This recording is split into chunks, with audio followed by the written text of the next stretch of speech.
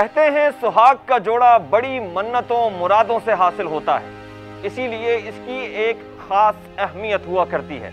मगर कभी कभी यही लाल जोड़ा सफेद कफन की जानिब पहला कदम साबित हो जाता है। जिंदगी गम और खुशी का एक ऐसा इम्तिजाज है जहां कभी होंठों पर हंसी होती है तो कभी आंखों में आंसू।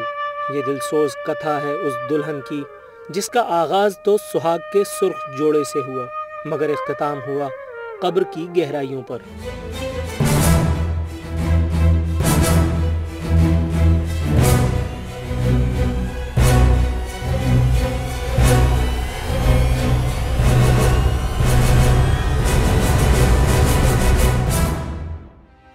ये जिक्र है कत्ल की एक ऐसी दिल दहला देने वाली वारदात का जिसने हर दर्दमंद दिल रखने वाले शख्स को लर्जा कर रख दिया।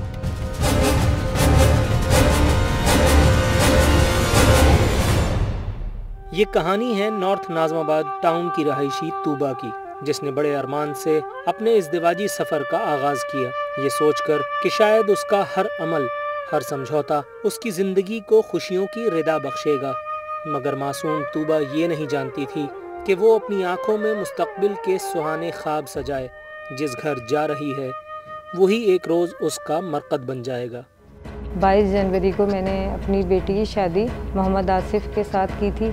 मैंने रुखसती की, उसके बाद ये 1.5 महीने रहे और मैं पूछती थी तुम खुश हो, कहती थी कि हाँ बस गुस्से के बहुत हैं और ना मतलब हाइपर हो जाते हैं बात बात पे, लेकिन अम्मी मैं मैनेज कर लूँगी। फिर मेरा दामाद न्यूयॉर्क चला गया, कहने लगा मैं कागजात कंप्लीट करा के फिर आऊँगा तो फिर मैं इसे ले जाऊँगा। तो मुसलसल इसके फ़ोन आते रहे उनकी गैर मौजूदगी में और वो कहते रहे कि मैं करवा रहा हूँ, अभी मेरा पासपोर्ट खो गया और ये खो गया, मुस्तकिल बहाने करते रहे। उनकी गैर मौजूदगी में ये वहीं रही ससुराल में।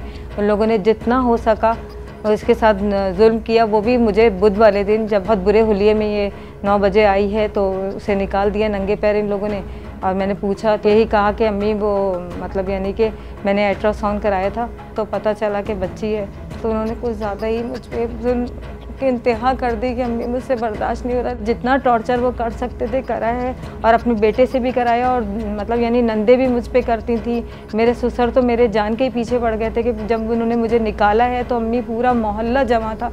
दूसरे दिन इसने फ़ोन किया, आसिफ का फ़ोन आया इसके पास कि मैं नहीं तुम्हें लाऊंगा वापस क्योंकि मेरी अम्मी अब्बू बहुत गुस्से में और मुझे भी बहुत गुस्सा आ रहा है। लेकिन आसिफ का तो बहुत ज़्यादा गुस्सा था और वो लेके गए तो मैंने उससे रोका भी तो कहने लगी कि नहीं अम्मी अब ये मुझे लेने आए, अब मेरी किस्मत है, मैं कोशिश करूँगी।